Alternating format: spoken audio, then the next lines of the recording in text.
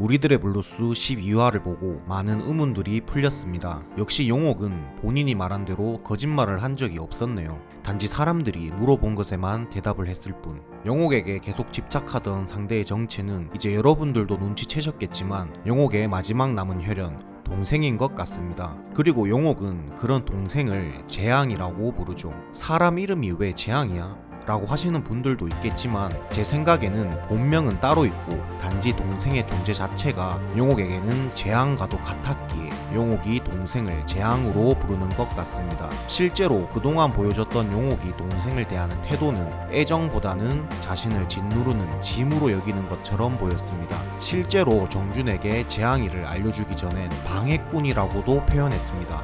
왜? 봤지? 방해꾼이야? 여기서 말하는 방해꾼은 정준과 영옥의 사이를 방해하는 방해꾼이 아니라 영옥의 인생을 꾸준히 방해한 걸림돌이라는 의미로 방해꾼을 표현한 것 같습니다. 그렇다면 왜 영옥의 동생은 영옥에게 재앙이 되었을까요? 저희는 우리들의 블루스 초반에 영옥에게 전화, 메시지를 보내는 방식을 보면 재앙이의 상태를 짐작할 수 있습니다. 삐진 어린아이와도 같은 메시지들과 의미를 알 수 없이 뒤죽박죽 찍은 사진들, 반복된 학습처럼 매일 같은 시간에 전화하는 습관. 영옥 누나 태학에 또 전화와. 맨날 이 시간에 어김없이 따릉따릉. 용옥이 찾아가는 것이 아니면 본인은 용옥을 보러 올 수 없는 상태.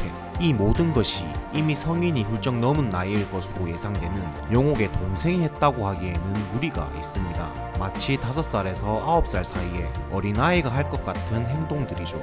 우리는 여기서 영옥의 동생이 자신의 실제 나이와는 다른 정신연령을 가지고 있음을 예상할 수 있습니다. 즉 재앙이는 정신지체를 앓고 있을 것으로 예상되는데요. 이로 인해 원래 화가였던 영옥의 부모님들이 정신지체를 앓고 있는 동생 재앙이가 태어나면서 재앙이를 케어하는 데 필요한 돈을 위해 소득이 적은 화가의 꿈을 접고 동대문 장사를 시작했음을 알 수 있습니다. 그리고 자식에 대한 책임감으로 인해 혹시나 화가의 꿈을 다시 꿀까봐 그림들을 한 곳에 모아 불태웠다고 용옥이 말했죠. 그리고 재앙이가 태어나자마자 한 트럭도 넘는 그림들을 다 활활 태워버리셨대. 하지만 재앙이를 위해 화가의 꿈을 접고 동대문 장사를 시작한 부모님은 교통사고로 일찍 돌아가시게 됩니다. 당시 어린 나이였던 용옥에게는 동생의 존재가 재앙처럼 느껴졌을 것 같습니다. 동생이 태어남으로써 화가의 꿈을 포기한 부모님, 재앙이를 위해 시작한 동대문 장사는 부모님의 교통사고로 이어졌고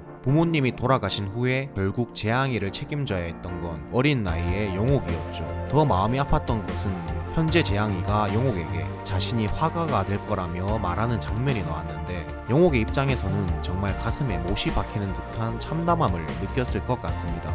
그럼 믿기냐?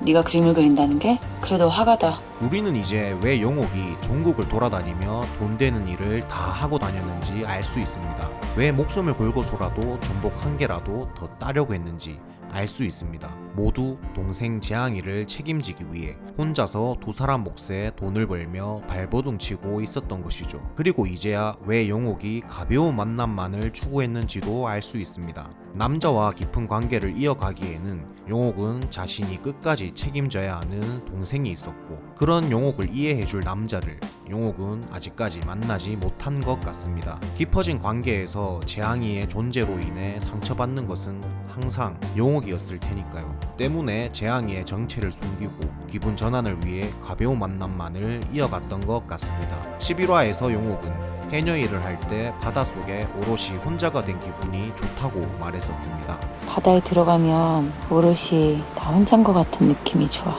용옥의 인생은 항상 혼자가 아닌 걸림돌이자 짐이며 방해꾼이었던 동생 재앙이가 짓누르고 있었기 때문이죠.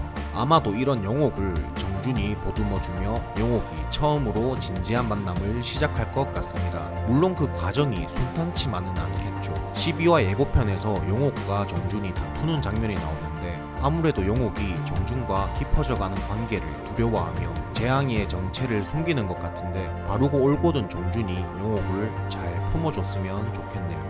어서 빨리 정준이 아파트를 구하고 뭐 저런 집 하나 살라고? 결혼 준비해야지 형도. 둘만의 보금자리에서 행복한 사랑을 나누는 장면이 나오기를 기대하고 있겠습니다. 그럼 저는 다음에도 우리들의 블루스 복선 및 리뷰 영상으로 돌아오겠습니다. 구독과 좋아요를 통해 우리들의 블루스 리뷰 영상 정보를 꾸준히 받아보세요.